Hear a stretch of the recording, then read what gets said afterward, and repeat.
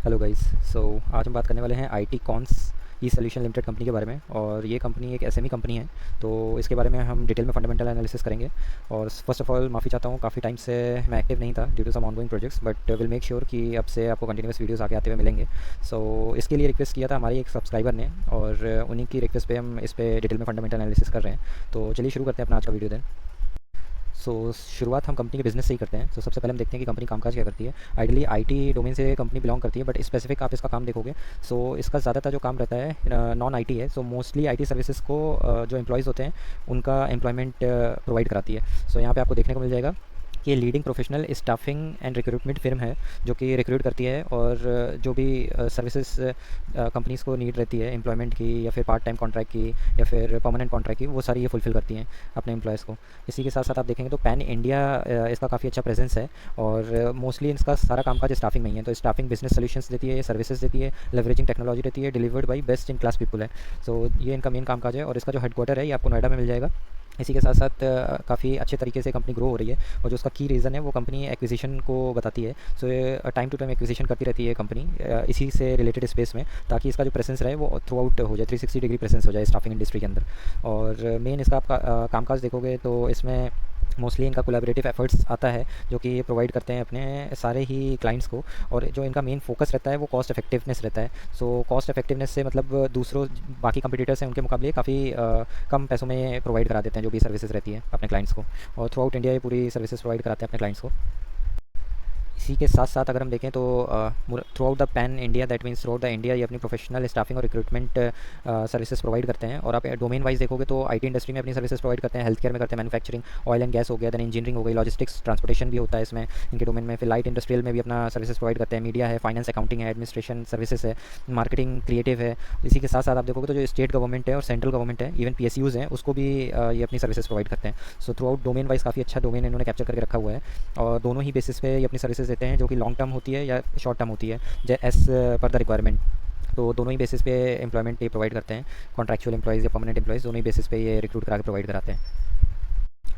और साथ ही साथ कंपनी को इस डोमेन में थ्रू आउट द इंडस्ट्रीज 16 साल का एक्सपीरियंस ऑलरेडी हो चुका है काम करते हुए।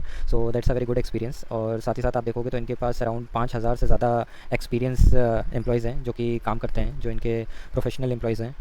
और इसका प्रेजेंस आप देखोगे तो मोटे मोटे तौर पे इंडिया के क्लाइंट्स को ये सर्व करते हैं, साथ ही साथ यूएसए में भी इनके खुद के क्लाइंट्स हैं जिनको ये सर्विसेज अपनी प्रोवाइड करते हैं। और कुछ रेप्यूटेड आप इनके क्लाइंट्स देखोगे तो उसमें विप्रो टेक्नोलॉजीज आता है, विप्रो इन्फोटेक आता है, देन सीडब्ल्यूसी आपका आ गया, municipal government agencies of Maharashtra government आ गया, साथ ही साथ एल&टी इन्फोटेक आ गया, एससीएल आ गया, एससीएल टेक्नोलॉजीज हो गया, जनपैक्ट है, माइंट्री है, इवन टाटा को भी अपनी सर्विसेज प्रोवाइड करते हैं। देन एमडॉक्स आ जाता है, आईसीआईसीआई बैंक है। इसी के साथ साथ आप देखोगे तो सीएमएस है, हिताची है। काफ़ी रेप्यूटेड इनके क्लाइंट्स हैं, जो कि काफ़ी अच्छी चीज़ है। That's again a very strong point about this company कि इनके क्लाइंट्स काफ़ी ज़्यादा रेप्यूटेड हैं और वेल नोन क्लाइंट्स हैं जिनको ये सर्विसेज अपनी प्रोवाइड करते हैं। लोकेशन वाइज इनका जो हेडक्वार्टर पड़ता है वो नोएडा में पड़ता है, जैसे हमने देखा। और स्पेसिफिक नोएडा में ये इनका एरिया है जहाँ पे इनका हेडक्वार्टर है। अभी इनके जो कामकाज हैं या जो इनकी सर्विसेज हैं, अगर उसको हम इन डेप्थ में देखें कि कंपनी क्या एग्जैक्टली काम करती है डिटेल में।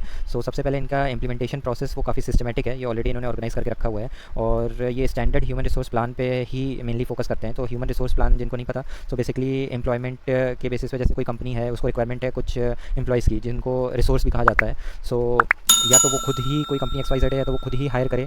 उसमें टाइम भी जाएगा, एफर्ट्स भी जाएंगे, मनी भी जाएगा, सब कुछ जाएगा। या फिर इतने हेक्टिक ना लेके, ज़्यादातर मोस्टली जो रेप्यूटेड कंपनीज़ होती है तो वो थर्ड पार्टी को ये सर्विसेज दे देती है। वो खुद ये सारी चीज़ें ना करके इस कंपनी को ये प्रोजेक्ट देती है कि आप हमारे लिए रिक्रूटमेंट करें। मोस्टली इसी को पूरे स्टैंडर्ड ह्यूमन रिसोर्स प्लान कहा जाता है। इस पे ये मेन कामकाज करते हैं, और आप देखोगे स्पेसिफिकली इन डिटेल। जो भी अट्रैक्टिंग क्लाइंट्स कैंडिडेट्स होते हैं जिनके पास वेल एक्सपीरियंस होता है, इवैल्यूएशन उसका ये करते हैं। फर्स्ट ऑफ ऑल उसका इंटरव्यू लेंगे, देन इवैल्यूएट करेंगे, फिर उसके बाद सिलेक्शन करेंगे। जब सारे राउंड्स क्लियर हो जाएंगे तो रिक्रूटमेंट करेंगे। उसके बाद इवन अप्रेजल भी जो होता है इनलाइन, उसमें भी ये अपनी सर्विसेज प्रोवाइड करते हैं अपने सारे क्लाइंट्स एंड पार्टनर्स को। ये मेन इन डेप्थ इनके सारे कामकाज होते हैं, बट इसमें भी काफ़ी टुकड़ों में कामकाज बटे हुए हैं। उनको एक बार हम नज़र अगर डालें तो इसमें सबसे पहला आपको दिखेगा workforce planning. Basically workforce planning में क्या रहता है कि ये सबसे पहला स्टेप होता है स्टाफिंग प्रोसेस का। सबसे पहले इनको प्लान करना पड़ता है, रिक्वायरमेंट देखना पड़ता है कि करंट सिनेरियो के हिसाब से किस हिसाब से प्रोजेक्ट्स हैं और किस हिसाब से इनके पास रिक्वायरमेंट है। उसके बेसिस पे ही फिर ये एक आप कह सकते हो रैंडम नंबर्स डिसाइड किए जाते हैं कि हाँ इतने नंबर ऑफ एम्प्लॉयज़ हमें ज़रूरत है जिनको हायर करना है। उसी लिए पूरा वर्कफोर्स प्लानिंग होती है। और वो ये कंपनी करती है। तो इसमें आप देखोगे तो स्टाफिंग प्रोसेस होता है जिसमें एस्टिमेट किया जाता है, फिर प्लान किया जाता है वर्कफोर्स रिक्वायरमेंट को। इसी के साथ साथ जो प्रोसेस होता है इसको एनालाइज करते हैं quantitative and quantitative aspects of recruitment में। देन दो तरह के इसमें फीचर्स होता है जिसमें आप देखोगे तो डिटरमाइन वर्कफोर्स, दैट मीन्स कि जो भी वर्कफोर्स है उसको डिटरमाइन किया जाता है दो की फीचर्स पे। सो पहला तो आता है कि टाइप ऑफ वर्कफोर्स क्या, मतलब किस टाइप की रिक्वायरमेंट है वो, और जो नंबर ऑफ एम्प्लॉइज़ चाहिए रहेंगे एज़ पर द रिक्वायरमेंट वो। सो ये दोनों ही फैक्टर पे ये डिसाइड करते हैं कि इनका वर्कफोर्स प्लानिंग कैसा रहेगा, उस हिसाब से कंक्लूड करते हैं। देन जो नेक्स्ट रहता है वो है रिक्रूटमेंट एंड सिलेक्शन। सो इसमें नाम से ही आपको आइडिया लग गया होगा, तो बेसिकली ये रिक्रूटमेंट करते हैं। और रिक्रूटमेंट में ये क्या देखते हैं कि मोस्टली जो भी सोर्सिंग रहती है या फिर सर्चिंग ऑफ स्पेसिफिक कैंडिडेट होता है उस पर ये फोकस करते हैं। और जो भी अवेलेबल कैंडिडेट्स होते हैं उनको इंकरेज करते हैं कि वो अवेलेबल जॉब्स की पोजीशन पे अप्लाई करें। और जब वो अप्लाई कर देते हैं अवेलेबल जॉब्स में, सो उसके बाद उनको आइडेंटिफाई किया जाता है। और उसके बाद ही मतलब स्पेसिफिकली जब पूरा इवैल्यूएशन हो जाता है, रिक्रूटमेंट हो जाता है, तब उनको कहा जाता है कि कंपनी ज्वाइन करने के लिए जो भी इनका क्लाइंट का रिक्वायरमेंट होता है उसके बेसिस पे। और उसी में सेम आप देखोगे इवैल्यूएशन और जो सिलेक्शन ऑफ कैंडिडेट होता है तो वो जॉब के बेसिस पे ही किया जाता है कि जिसका जो जॉब का जो डिस्क्रिप्शन है, सो उसके बेसिस पे ही कैंडिडेट का एक्सपीरियंस मैच करता है कि नहीं। So once it matches with the specific job criteria then they select that specific candidate. So ये इनका सेक्शन हुआ जिसमें ये रिक्रूटमेंट और सिलेक्शन पे फोकस करते हैं। देन आप देखोगे जो तीसरा सेक्शन है वो प्लेसमेंट एंड इंडक्शन का होता है। सो मोर और लेस ये भी similar to the second one है, बट इसमें आप देखोगे तो प्लेसमेंट ये करते हैं right person to the right role का। So based on the candidate qualification जो रहती है, उसकी स्किल्स होती है और जिसकी एक्सपर्टाइज होती है, उसके बेसिस पे ये प्लेसमेंट या फिर इंडक्शन प्रोवाइड कराते हैं। सो एक एग्जांपल भी इन्होंने दिया हुआ है कि जैसे कोई एक सेल्स का कैंडिडेट है जिसके पास सेल्स का एक्सपीरियंस है, तो उसको सेल्स टीम में ही ये प्रोवाइड कराएंगे या रिसोर्स करेंगे, इररिस्पेक्टिव ऑफ दैट कि उसको मार्केटिंग टीम में ये शिफ्ट करते हैं just to fill the position. So as per the ask, as per the business requirement, so उसके बेसिस पे जो भी जॉब का क्राइटेरिया है ये उसी के बेसिस पे सिलेक्शन करते हैं। नाउ नेक्स्ट जो है वो ऑनबोर्डिंग रहता है। सो बेसिकली ऑनबोर्डिंग में क्या करते हैं, अभी जिन भी एम्प्लॉइज़ को इन्होंने इवैल्यूएट किया है, सेलेक्ट किया है, सो जिन एम्प्लॉइज़ को भी इन्होंने रिक्रूट कर लिया है, सो उसके बाद ऑनबोर्डिंग होती है। दैट मीन्स कि आपकी ज्वाइनिंग, जो भी कैंडिडेट है उनकी ज्वाइनिंग करते हैं ये। सो ओरिएंटेशन या फिर इंडक्शन के नाम से भी उसको जाना जाता है। सो ओरिएंटेशन या इंडक्शन में ये क्या करते हैं, जो भी इनके न्यू हायर्स हैं उसको कंपनी के बारे में बताते हैं, उसकी पॉलिसीज़ के बारे में बताते हैं, देन जो भी रूल्स एंड रेगुलेशन है उसके बारे में बताते हैं। तो साथ ही साथ जो भी आप देखोगे सो जो भी उसकी एक्सपर्टाइज़ है या स्किल्स है, सो उसके रिस्पेक्टिव में जो भी डिपार्टमेंट है या जो भी टीम में उसको काम करना है न्यू हायर को, सो उसके बारे में उसको डिटेल में बताया जाता है और उसी हिसाब से उसको अलॉट किया जाता है स्पेसिफिक टीम में। और साथ ही साथ अगर वो वेल एक्सपीरियंस है तो उसको डायरेक्ट अलॉटमेंट हो जाता है, डायरेक्ट ज्वाइनिंग हो जाती है। बट लेट्स से उसके पास एक्सपीरियंस कम है, सो उस केस में ऑनबोर्डिंग में वो ट्रेनिंग भी प्रोवाइड करते हैं। ट्रांजिशन जो भी होता है आपका स्मूथ ट्रांजिशन उस रिस्पेक्टिव डिपार्टमेंट के लिए वो ट्रेनिंग वगैरह प्रोवाइड करके पूरा उसको ऑनबोर्ड करते हैं। देन इसके बाद आप देखोगे ट्रेनिंग एंड डेवलपमेंट भी है। सो कभी कभी कैसा होता है कि ऑनबोर्डिंग स्पेसिफिक होती है, बट ट्रेनिंग एंड डेवलपमेंट जो होता है वो अलग से प्रोवाइड किया जाता है, क्योंकि कई बार बल्क में हायरिंग की जाती है कि आपके पास रिक्वायरमेंट नहीं है कंपनी में, बट स्टिल जो आप कहते हो बल्क में हायरिंग होती है, सो उनको बेंच पे रखा जाता है। बेंच के बाद जो भी रिक्वायरमेंट आती है उसके बेसिस पे फिर वो ट्रेनिंग एंड डेवलपमेंट दिया जाता है। और ये ऑनबोर्डिंग में जब ट्रेनिंग प्रोवाइड करी जाती है, जैसे वो स्पेसिफिक प्रोजेक्ट के लिए कोई हायरिंग हुई तो उसको हायर करके जो भी प्रोजेक्ट की नीड्स है उसके बेसिस पे उसको ट्रेनिंग प्रोवाइड कर दी। बट जो सेकंड वाली चीज़ है training and development, so usually ये तब होता है जब बल्क में हायरिंग कर ली गई और प्रोजेक्ट की रिक्वायरमेंट एट द मोमेंट नहीं है। तो as in when in future जब भी प्रोजेक्ट की रिक्वायरमेंट आती है तो उसके बेसिस पे जो भी प्रोजेक्ट की रिक्वायरमेंट होती है, तो डिपेंडिंग ऑन द सिनेरियो, तो उसको जो भी कैंडिडेट होता है उसको ट्रेनिंग एंड डेवलपमेंट प्रोवाइड किया जाता है और फिर उसको प्लेस किया जाता है जो भी रिक्वायरमेंट आई है, ताकि वो जो भी करंट जॉब है वो उसको ईजिली हैंडल कर पाए जो कैंडिडेट हायर हुए। नाउ जो नेक्स्ट है वो परफॉर्मेंस अप्रेजल है। सो बेसिकली परफॉर्मेंस अप्रेजल होता है जब कोई इस कैंडिडेट जिसको भी कंपनी ने हायर किया है उसका एक अप्रेजल साइकिल कंप्लीट हो जाती है। That means he completes 1 year financial year successfully. So at the end उसको अप्रेजल इवैल्यूएशन होता है। सो जिसकी बेसिस पे एम्प्लॉइज़ की परफॉर्मेंस चेक की जाती है कि उसने थ्रू आउट द ईयर काम कैसा किया, जो भी KPIs है उसको प्रॉपर्ली हैंडल किया कि नहीं किया, उसके हिसाब से फिर उसको रिवॉर्ड दिया जाता है एंड उसके बेसिस पे उसको परफॉर्मेंस का अप्रेजल मिलता है। सो ये एरिया भी कंपनी हैंडल करती है, इस पर भी अपनी सर्विसेज प्रोवाइड करती है। और जस्ट इन केस अगर परफॉर्मेंस में कहीं कुछ कमी रहती है तो उसको फर्दर ट्रेनिंग भी प्रोवाइड करते हैं ताकि उसको अप स्किल कर सकें एज़ पर द नीड, जो थ्रू आउट द ईयर जो कंपनी की कमी रह गई है। देन आप देखोगे फिर जो नेक्स्ट है वो रिटेंशन रहता है। सो रिटेंशन तब होता है जैसे कोई एम्प्लॉइज़ है वो स्विच कर रहा है, कंपनी जिस कंपनी में है वो बाहर जॉब ढूंढ रहा है और बाहर स्विच करना चाहता है। सो कंपनी को अगर ये पता चलता है और कंपनी ये फील करती है कि जो एम्प्लॉइज़ है वो वैल्यूबल है फॉर द कंपनी, सो उसको वो रिटेंशन के लिए ट्राई करती है। सो फॉर रिटेंशन के लिए कंपनी कैंडिडेट से बात करती है, उसकी नीड समझती है, उसकी रिक्वायरमेंट समझती है, उसकी हाइक समझती है एंड अगर ये कंपनी के एरिया में रहता है, मैच होता है, तो उसको रिटेंशन के लिए जो भी आप कह सकते हो कि हाइक एंड अप्रेजल्स हैं वो प्रोवाइड कराती है कंपनी, अगर उसको रिटेन करना चाहती है तो। सो ये सर्विस भी कंपनी प्रोवाइड कराती है। नाउ इसमें आप देखोगे तो जो कंपनी है ये contractual and temporary staffing solutions provide करती है, तो हम जानते ही हैं। बट इसके साथ कंपनी ने कुछ की अचीवमेंट्स करी हैं, जिसमें कि पहला यहाँ पे हो गया। सो इसमें आप नज़र डालोगे तो इसने 30 दिन के अंदर, that means with in a month, इसने 500 रिसोर्स हायर करके प्रोवाइड कराए हैं। तो that is one of the achievement, और जिस वजह से इस कंपनी का काफ़ी नाम है throughout staffing industries. Then इसी के साथ साथ आपको देखने को मिल जाएगा कि कंपनी ने अराउंड 95% का रिटेंशन भी अचीव किया है। So that's very good point कि कंपनी अपने एम्प्लॉइज़ को रिटेन के लिए एग्री कर पाती है। That means it is giving a tough competition to its competitor. और थ्रू आउट आप देखोगे तो जितने भी सेक्टर्स हैं, मोस्टली हर ही सेक्टर्स में इसने 95% क्लाइंट्स को अपने रिटेन किया है। So that's again a very good thing. अभी तक मोस्टली हमने रिसोर्स प्लानिंग के बारे में देखा कि स्पेसिफिक रिसोर्स को, ह्यूमन रिसोर्स को कैसे हैंडल करती है। बट इररिस्पेक्टिव ऑफ दैट, अगर आप इसके थ्रू आउट सर्विसेज या सोल्यूशंस आप देखोगे, सो काफ़ी वाइड रेंज ऑफ वेराइटीज़ आपको नजर आएगी यहाँ पे। सो जिनके स्टाफिंग सोल्यूशंस हैं, उसमें पहला आता है long and short term hiring, then grievance management रहता है, इसी के साथ पेरोल मैनेजमेंट रहता है, जिसमें आपको आपकी सैलरीज क्रेडिट होती हैं, उसको भी मैनेज करते हैं। एंगेजमेंट प्रोग्राम्स रहता है कि अपने सारे एम्प्लॉइज से कनेक्ट करते हैं। Then status and compliance management रहता है, जो कंप्लाइंस रिलेटेड सर्विसेज होती है वो भी प्रोवाइड करते हैं। देन अगर कोई एम्प्लॉय छोड़ के जा रहा है तो एग्जिट फॉर्मेलिटीज़ होती है, वो भी सर्विसेज प्रोवाइड करती है। सो काफ़ी वाइड रेंज ऑफ सोल्यूशंस है जो ये कंपनी अपने क्लाइंट्स को ऑफर करती है। सो इस कंपनी के कुछ और आप डिटेल्स अगर देखें तो यहाँ पे आप देख पाएंगे कि man power sourcing staffing service जो कि प्रोवाइड करती है, तो उसमें परमानेंट हायरिंग रहती है। देन इसके साथ ही साथ इनके पास अभी तक 800 स्टाफ की टीम मौजूद है जो ये सारी हायरिंग एंड HR कंडक्ट कराती है। सो इसमें कॉन्ट्रैक्चुअल एम्प्लॉयज़ भी हैं इनके, साथ ही साथ परमानेंट एम्प्लॉयज़ भी हैं, दोनों को मिला के टोटल 800 एम्प्लॉयज़ हैं एज ए नंबर। और इसी के साथ साथ आप देखोगे स्टाफिंग एंड रिक्रूटमेंट तो प्रोवाइड कराते हैं, साथ ही साथ इन्फॉर्मेशन टेक्नोलॉजीज़ में भी अपनी सर्विसेज प्रोवाइड कराते हैं, FMCG में भी और फूड में भी। रेन्यू आप देखोगे कहाँ कहाँ से कंपनी को आता है, तो इसमें पहला जो रहता है मैन पावर सप्लाई और रिक्रूटमेंट सर्विसेज है, जिसमें से सबसे ज़्यादा रेवेन्यू आता है इनका ऑलमोस्ट 97% का, जो कि फाइनेंशियल 2022 के हिसाब से था, और 21 में 98% था।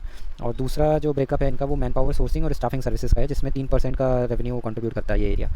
देन जियोग्राफिकल प्रेजेंस आप देखोगे तो पैन इंडिया में कंपनी का प्रेजेंस है अच्छा खासा, बट मोस्टली आप देखोगे जहाँ पे रेवेन्यू कलेक्ट होता है इस कंपनी का, तो वो महाराष्ट्र, दिल्ली और कर्नाटका से ही आता है। देन रेवेन्यू का जो ब्रेकअप है जियोग्राफिक वाइज आप देखोगे, सो वो इस लाइन में आपको दिया हुआ है इंक्रीजिंग से। सो सबसे ज़्यादा महाराष्ट्र, दिल्ली, कर्नाटका जैसा हमने देखा था, सो उसमें महाराष्ट्र में सबसे ज़्यादा आता है, 33% का कंट्रीब्यूशन है। देन 26% दिल्ली से और कर्नाटका से 20% है। फिर यूपी में, तमिलनाडु में, हरियाणा में, वेस्ट बंगाल, राजस्थान और अदर पार्ट्स ऑफ इंडिया से 6.5% का आता है। देन सेक्टर वाइज अगर आप देखोगे तो प्राइवेट से 28% का रेवेन्यू जनरेट करती है कंपनी, और सबसे ज़्यादा जो रेवेन्यू आता है वो पब्लिक सेक्टर से आता है। सो पब्लिक सेक्टर में भी काफ़ी सर्विसेज प्रोवाइड करती है और ऑलमोस्ट 72% पब्लिक सेक्टर कंट्रीब्यूट करता है रेवेन्यू में। देन अगर हम सेक्टर वाइज से कंट्रीब्यूशन देखें तो सेक्टर वाइज में आपको देखने को मिलेगा सबसे ज़्यादा IT सेक्टर कंट्रीब्यूट करता है 60% के साथ में, फिर जनरल एडमिनिस्ट्रेशन है 18% के साथ में, स्टाफिंग रिक्रूटमेंट है 10% के साथ में, वेयर हाउसिंग 22 में तो कुछ भी नहीं रहा है, 21 में 10% का था, और FMCG 1.5%, ट्रांसपोर्टेशन लॉजिस्टिक 10% के आसपास का है। और इनके फिजिकल एसेट्स कोई भी नहीं है। सो यहाँ पे आपको देखने को मिलेगा company does not have own property, company की खुद की कोई भी प्रॉपर्टी नहीं है, और जो भी इसका रजिस्टर्ड ऑफिस है या कॉर्पोरेट ऑफिस है, सो वो सारे वर्चुअल ऑफिस हैं और सब के सब रेंटल बेसिस पे है कंपनी के, तो खुद का कुछ भी कंपनी का फिजिकल एसेट नहीं मौजूद है। और कस्टमर्स वाइज आप ब्रेकअप देखोगे तो टॉप 5 कस्टमर्स जो इनके हैं वो 75% कंट्रीब्यूट करते हैं, और जो टॉप 10 कस्टमर्स हैं वो अराउंड 97% कंट्रीब्यूट करते हैं।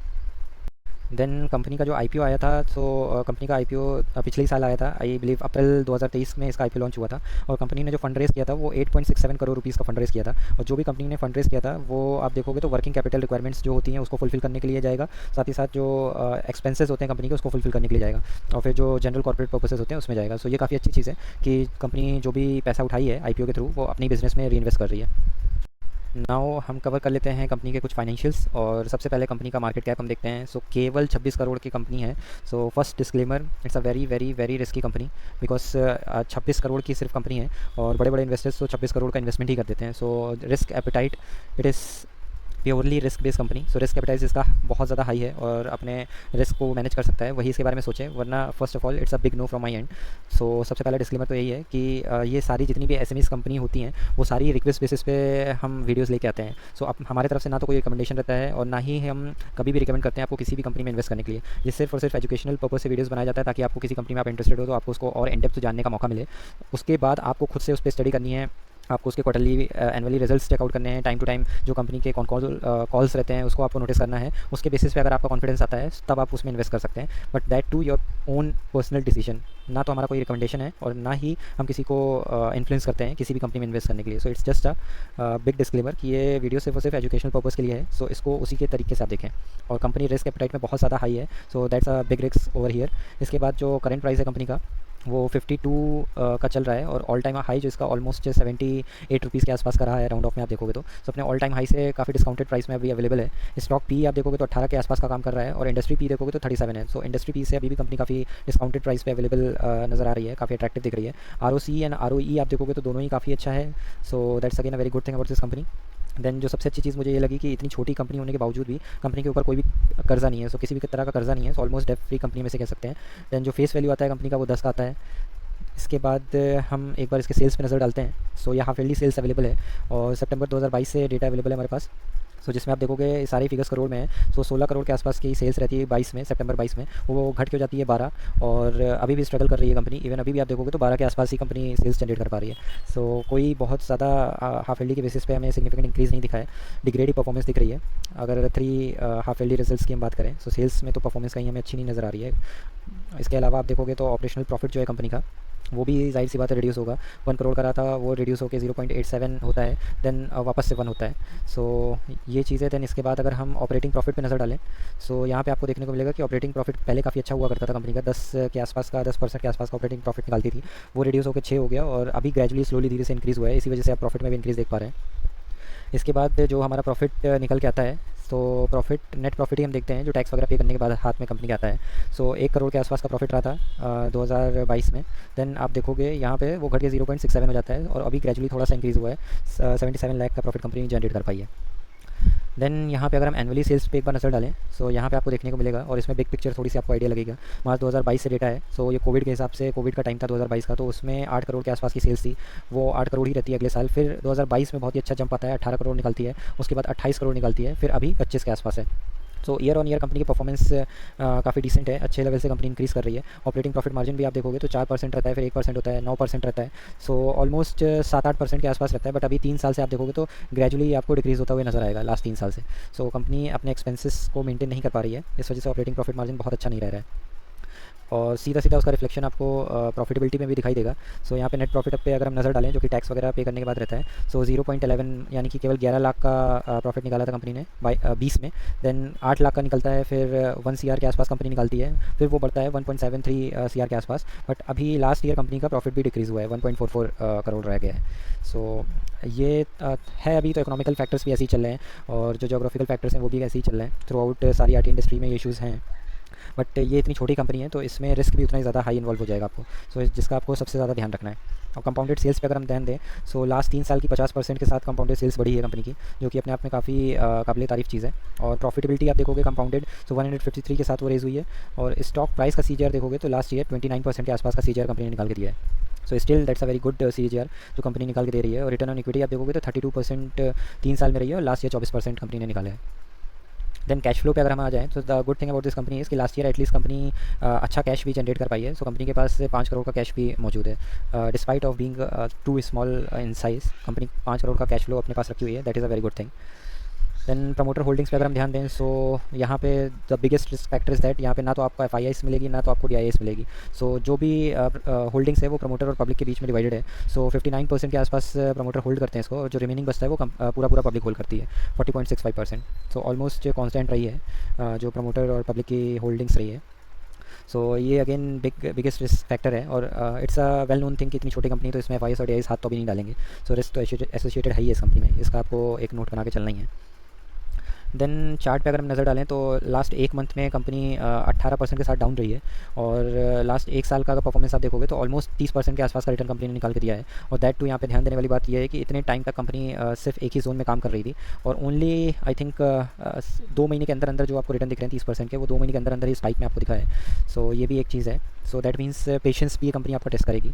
और ऑल टाइम इसका आप रिटर्न देखोगे तो जब से लिस्टिंग होती है कंपनी की, मार्च 2023 में लिस्टिंग होती है। सो तब से कंपनी ने ऑलमोस्ट 30% के आसपास का रिटर्न दिया है अपने इन्वेस्टर्स को। और ऊपर से अगर हम डिस्काउंट की बात करें, सो यहाँ पे आपको देखने को मिल जाएगा। सो यहाँ से ऊपर से अभी कंपनी 33% के साथ डिस्काउंटेड प्राइस पे आपको अवेलेबल है, जो इसने ऑल टाइम हाई लगाया था उससे 33% के डिस्काउंट के साथ आपको अवेलेबल दिख रही है। सो जो भी इंटरेस्टेड हैं वो इस कंपनी के बारे में और इन डेप्थ स्टडी करके फिर इसमें इन्वेस्ट कर सकते हैं, अगर जो इंटरेस्टेड हैं वो। सो ये ऑलमोस्ट हम देख रहे हैं यहाँ पे एक तरीके से अपने सपोर्ट पे भी स्टॉक परफॉर्म करता हुआ नज़र आ रहा है। सिमिलरली अगर आप यहाँ पे देखोगे, सो इसके कुछ लेवल्स अगर हम देखें, सो सबसे पहला लेवल तो ऑलरेडी ये अपने सपोर्ट पे काम कर रहा है, क्योंकि यहाँ पे आप देखोगे कंपनी यहाँ पे रेजिस्टेंस फेस किया था। सो लास्ट टाइम भी यहाँ पे आप देखोगे रेजिस्टेंस फेस किया था, यहाँ पे रेजिस्टेंस फेस किया और वापस यहाँ पे रेजिस्टेंस फेस किया था, फिर यहाँ से आप कह सकते हो एक ब्रेकअप दिया हुआ था।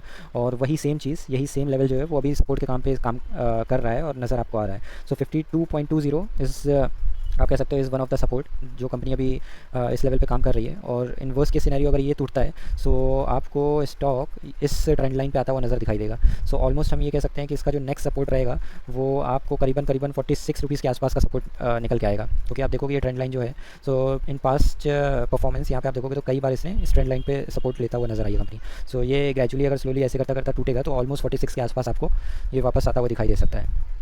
सो जिनके पास ऑलरेडी क्वांटिटी है वो वेट एंड वॉच कर सकते हैं, और जिनको फ्रेश एंट्री करनी है वो इस लेवल पे भी एंट्री करने का सोच सकते हैं। बट स्टिल अगर जो मार्केट के सेंटिमेंट्स हैं बहुत ज़्यादा पॉजिटिव नहीं है अभी, सो एक बार रिजल्ट्स एंड ऑल भी आने वाले हैं, तो रिजल्ट्स देखने के बाद ही आप फाइनल डिसीजन ले सकते हैं इसमें। तो अगर 46 पे आपको आता हुआ नज़र आता है सो फर्दर फिर आप उसमें इन्वेस्ट करने के बारे में सोच सकते हैं। तो ये कंपनी के बारे में ऑलमोस्ट हमने सब कुछ कवर कर लिया है। बट द वर्स्ट फर्स्ट इस कंपनी का हम ये कह सकते हैं कि इसमें एसएमई कैटेगरी से बिलोंग करता है, तो इसमें फॉर श्योर लॉट में ही आपको शेयर्स खरीदने पड़ेंगे। That means in a one go आप 2000 से कम स्टॉक्स नहीं खरीद सकते। इन अ वन लॉट आपको 2000 शेयर्स खरीदने ही पड़ेंगे इस कंपनी में। सो अभी करंट प्राइस पे अगर हम देखें 52.2 के हिसाब से, सो यहाँ पे आपको देखने को मिलेगा इन अ वन गो आपको मिनिमम जो इंस्टॉलमेंट लगाना पड़ेगा इसमें वो 1,04,400 रुपये का इंस्टॉलमेंट लगाना पड़ेगा इन अ वन गो, और ये आपके चार्जेस रहेंगे। So it's a very very risky company, और दैट टू अगर आप एक बार में आप इन्वेस्ट कर रहे हो तो 1 लाख से ऊपर का मोटा मोटा इन्वेस्टमेंट आपको करना पड़ेगा। सो उस वजह से ये और भी रिस्की हो जाती है। बट अपार्ट फ्रॉम दैट अगर हम देखें इसके बारे में आपको और डिटेल में देखना है, इसके बारे में और जानना है, तो लिंक्डइन पे आप इसको स्टडी कर सकते हैं। लिंक्डइन पे इनके 4000 के आसपास फॉलोवर्स हैं, तो लिंक्डइन पे आपको इस कंपनी के बारे में और कुछ जानने को मिलेगा। अपार्ट फ्रॉम दैट इस कंपनी के बारे में आपको और इन डेप्थ जानना है सो ग्लासडोर पे भी आप इसके रिव्यूज़ पढ़ सकते हैं। बेसिकली ग्लासडोर एक तरीके की वेबसाइट है जिस पे आईटी एम्प्लॉइज़ रेटिंग देते हैं जो इस कंपनी में ऑलरेडी काम कर चुके होते हैं, वही लोग इसको रेटिंग देते हैं। सो ऑलमोस्ट 3.7 रेटिंग है, 24 लोगों ने इस पर रेटिंग करी हुई है। सो आप इस कंपनी की in depth rating through out जो भी एम्प्लॉइज़ इसमें काम कर रहे हैं उनकी आप रेटिंग्स इसमें जाकर डिटेल में स्टडी कर सकते हैं। देन मीडियन का अगर हम देखें यहाँ पे सो इसका जो मीडियन रहा है वो अराउंड 11.4 का रहा है, और कंपनी अभी जो परफॉर्म कर रही है ऑलमोस्ट 18-19 के आसपास परफॉर्म कर रही है। सो मीडियन से तो अभी ज़्यादा ही मिल रहा है, बट इंडस्ट्री वाइज जो हमने पी देखा था सो उस हिसाब से स्टिल कंपनी काफ़ी अट्रैक्टिव दिख रही है इस मोमेंट पे भी। देन ऑलमोस्ट यहाँ पे हमने सब कुछ इस कंपनी का कवर कर लिया है। अभी अगर कंक्लूजन की बात करें सो सबसे पहला डिस्क्लेमर मैं अपने साइड से यही देना चाहूँगा कि कंपनी जो है एसएमई कैटेगरी से बिलोंग करती है, सो इसमें रिस्क एसोसिएटेड जो होता है वो बहुत ही ज़्यादा हाई हो जाता है। सो जितना हाई हो जाता है इतना हाई कि बहुत ही जो हाई रिस्क एपिटाइट वाले इन्वेस्टर्स है वही इसमें जा सकते हैं। सो ये कंपनी आज से 5 साल बाद, आज से 10 साल बाद रहेगी भी कि नहीं रहेगी, वी नेवर नो। सो जिस वजह से इसमें रिस्क एपिटाइट हद से ज़्यादा हो जाता है, और बीइंग एसएमई कैटेगरी स्टॉक इसका risk appetite is always going to be high. That too यहाँ पे आपको 1 लाख से ज़्यादा का इन्वेस्टमेंट इन वन गो आपको करना पड़ेगा। So this is another reason कि इसमें रिस्क एपिटाइट और ज़्यादा हाई होता है। सो ये पहला डिस्क्लेमर है कि रिस्की है कंपनी इन नेचर। देन अगर हम इसके फंडामेंटल्स की बात करें सो फंडामेंटल्स वाइज कंपनी की सेल्स जो है वो काफ़ी अच्छे लेवल से इंक्रीज़ हो रही थी, बट लास्ट 2-3 साल से कंपनी स्ट्रगल कर रही है। सो वो एक फैक्टर रहता है। सो फंडामेंटल वाइज मुझे कंपनी ओके लगी, क्योंकि being small cap, being what we can say micro company, ये फंडामेंटल वाइज उतनी ज़्यादा स्ट्रॉन्ग नहीं लग रही है, बट ओके है इसके फंडामेंटल्स। एंड प्रॉफिट वाइज भी कंपनी का प्रॉफिटेबिलिटी इंक्रीज़ हुई है, बट लास्ट 1-2 साल में कंपनी स्ट्रगल कर रही है just because of the market sentiments, क्योंकि कंपनी का जो कामकाज है वो अभी आईटी कंपनीज इतना ज़्यादा ग्रो नहीं कर रही हैं, और इनका कामकाज इंडिया की काफ़ी जो इनके क्लाइंट्स हैं जैसे विप्रो, एचसीएल हमने देखा वो सब इंडियन क्लाइंट्स ही हैं। सो कहीं ना कहीं अगर वो नहीं अच्छा करेंगी तो इम्पैक्ट इस पर भी आएगा। और हायरिंग भी आप देखोगे इस टाइम पे जो हायरिंग हो रही है वो बहुत ज़्यादा नहीं है, हायरिंग भी ऑलमोस्ट फ्रीज हो रखी है। So that is again one of the point जिस वजह से इसकी सेल्स एंड प्रॉफिटेबिलिटी अभी 1-2 साल से नहीं बढ़ पा रही है। बट अगर हम पास्ट परफॉर्मेंस देखें तो sales wise and profit wise that was very good. So आने वाले वक्त में जब आईटी की सिनेरियोज सेंटिमेंट्स अच्छे होंगे सो माइट भी कंपनी भी आपको अच्छा परफॉर्म करते हुए नजर आ सकती है। और the best thing about this company जो मुझे लगी कि डेप्थ फ्री कंपनी है। अपार्ट फ्रॉम दैट आप देखोगे तो अपने इंडस्ट्री से भी काफ़ी आप कह सकते हो कि गुड जोन पे अवेलेबल है। इंडस्ट्री पी जो इसका था काफ़ी हाई था, और कंपनी का जो पी है वो काफ़ी कम है। सो ये भी चीज़ काफ़ी अच्छी है इस कंपनी के बारे में। देन प्रमोटर होल्डिंग्स भी डिसेंट नज़र आ रही है, 50+ की प्रमोटर होल्डिंग्स है। So that is again good thing about promoters कि उनको अपनी कंपनी पे खुद भरोसा है, 50+ प्रमोटर्स खुद ओन करते हैं। एंड FIIs DIs इसमें है नहीं, सो वो भी एक रिस्क फैक्टर हो जाता है। सो अपार्ट फ्रॉम दैट सब कुछ अगर हम देख लें इसका तो उस हिसाब से अगर सिंपल कंक्लूजन में मैं कहूँ सो जो भी इन्वेस्टर्स हैं जिनका पोर्टफोलियो का साइज़ ईजिली 50 लाख से बड़ा है सो वो इसमें इन्वेस्ट करने के बारे में एक बार सोच सकते हैं अगर वो इंटरेस्टेड हैं। बट जिनका पोर्टफोलियो साइज़ ही 50 लाख से कम का है सो उन इन्वेस्टर्स के लिए मेरे तरफ से मेरा पर्सनल ओपिनियन क्लियर नो है, क्योंकि इसमें हद से ज़्यादा रिस्क एपेटाइट हो जाएगा और फिर आप डील नहीं कर सकते हो उसको। सो बेटर है कि first of all you focus on investing in those company जहाँ पे आपका जो भी पैसा रहता है वो प्रोटेक्ट रहे। और जब आप ये बेंचमार्क अचीव कर लो तो फिर इस एसएमई कैटेगरी की कंपनी या फिर जो हाई रिस्क की कंपनीज़ हैं उसमें इन्वेस्ट के बारे में आप सोच सकते हो। सो इसी के साथ हम अपना वीडियो यहीं पे कंक्लूड करते हैं। और अगर आपको हमारे वीडियोस अच्छे लगते हैं, अगर आपको हमारा काम अच्छा लगता है, हमारी इन डेप्थ जो स्टडीज़ रहती है वो अच्छी लगती है, so you can always appreciate us by liking to our videos and subscribing to our channel. So इसी के साथ मिलते हैं आपको किसी और वीडियोज़ के साथ। Till then thank you guys, have a great day ahead, take care, bye bye, see you again.